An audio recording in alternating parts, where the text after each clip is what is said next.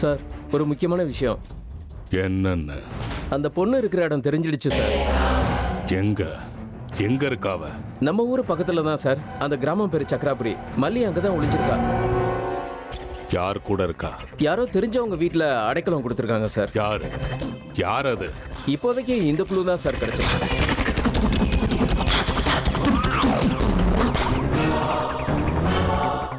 சக்கராபுரி. இந்த பேர்ல ஊர் இருக்கிறது எனக்கு தெரியலையே. யாருக்கு தெரியும்? அந்த ஊர் மண்ணுல என் காலடி பட்டதும் அந்த மண்ணும் புனிதமான எனக்கும் சொர்க்கம் கிடைக்கும். கிளம்புங்கடா. இனிமே நமக்கு டியூட்டி அங்கதான். என்னோட கண்மணி அங்கதான். அவ அங்கிருந்து தப்பிச்சு போறதுக்குள்ள நாம் அவளை பிடிச்சாகணும்.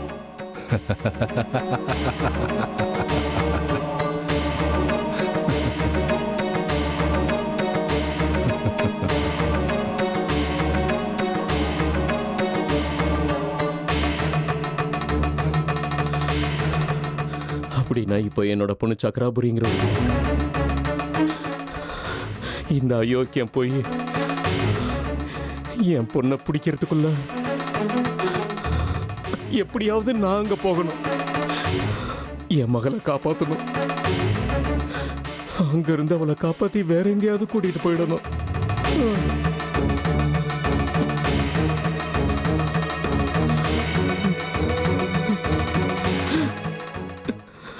ராட்சசங்க அந்த காலத்திலயும் இருந்தாங்க, இப்பவும் இருக்காங்க. உருவம் மாறி இருக்கு, அவ்வளவுதான். நல்லவங்களுக்கு, தப்பு செய்யாதவங்களுக்கு, பொது மக்களுக்கு தொல்லை கொடுத்துக்கிட்டு இருப்பாங்க. எல்லாரையும் கொடுமைப்படுத்தி அவங்க சந்தோஷப்படுவாங்க. அப்படிப்பட்ட அரக்கர்கள் எப்பவும் இருந்துகிட்டே இருப்பாங்க. அவங்கள எதிர்க்கிறது சாதாரண மக்களுக்கு முடியாத காரியம்.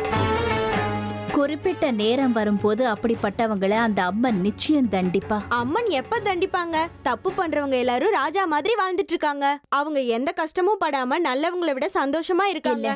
கண்டிப்பா அவங்க தண்டிக்கப்படுவாங்க.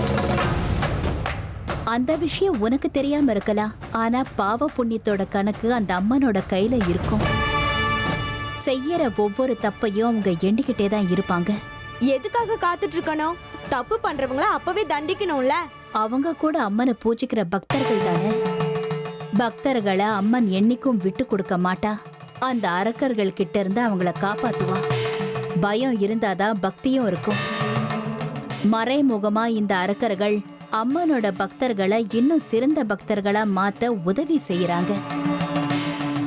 அவங்களோட பாவ கணக்கு அதிகமானதும் நிச்சயமா அம்மன் அவங்கள தண்டிப்பா. சரி, இனி நான் கிளம்புறேன். ஊருக்கு போகணும். எந்த ஊரு? என்னோட ஊரு இது இல்ல.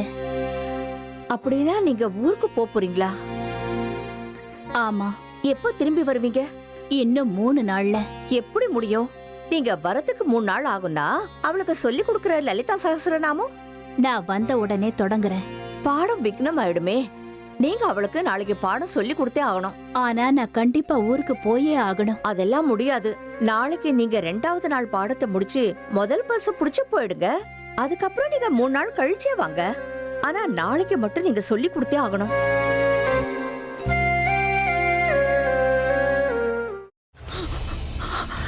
இதுக்கு மேல என்ன சொல்ல போற? சொல்றதுக்கு வேற ஏதாவது பொய் இருந்தா சொல்லிடு. அவதான் ஏமாத்தி எல்லாத்தையும் என்கிட்ட இருந்து பறிச்சிட்டான்னு பார்த்தா நீயும் இப்போ அதே தான் பண்ணிருக்க. ஏன் ஆலியா, ஏன் இப்படி பண்ண? இந்த உலகத்துல பாட்டிக்கு அப்புறம் நான் யார் மேலேயாவது உயிரையே வச்சிருக்கேன்னா அது ஊ மேலதான் உனக்கு தெரியாதா? ஏன் இப்படி பண்ண ஆலியா? உனக்கு காசு பணம் அவ்வளவு முக்கியமா போயிடுச்சு. அதுக்காக நம்ம உறவை கூட மறந்துடுவியா?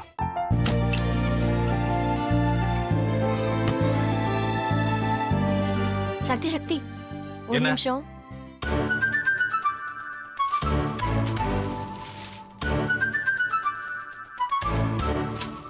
இந்தாங்க. என்ன இது? உங்களுக்கு பிடிச்ச பிராண்ட் செப்பல். இது என்ன நான் தலையில வச்சுட்டு தூங்கணுமா? சரி, அதை விடுங்க. இங்க பாத்தீங்களா, டைம் பீஸ். இதோட அலாரம்க்கு தான் நீங்க டெய்லி எந்திரிக்கணும். அதெல்லாம் என் மொபைல்ல இருக்கு. முத்து, முத்து, என்னடி இவன் முத்துன்னு ஒருத்திய உருவாக்கி விட்டா செல்விய மறப்பான்னு பார்த்தா எப்ப பார்த்தாலும் முத்து முத்துன்னு கூப்பிட்டுட்டு இருக்கான். முத்துவ கூப்பிட மட்டுமா செய்யறான், முத்துவ வச்சு என்னென்னமோ செய்யறான். நாம தான் இளிச்சவாய் மாதிரி வேடிக்கை பார்த்துட்டு இருக்கோம். என்ன முறைச்சு என்ன பிரயோஜனமாயா?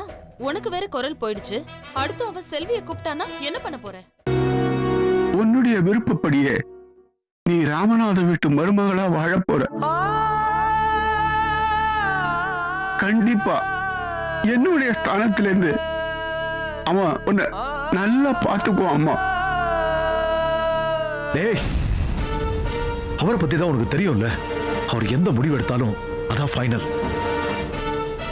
நம்ம அப்பா வேணுமா வேணாமாங்கிறத நீயே முடிவு பண்ணிக்கோ. வாடா.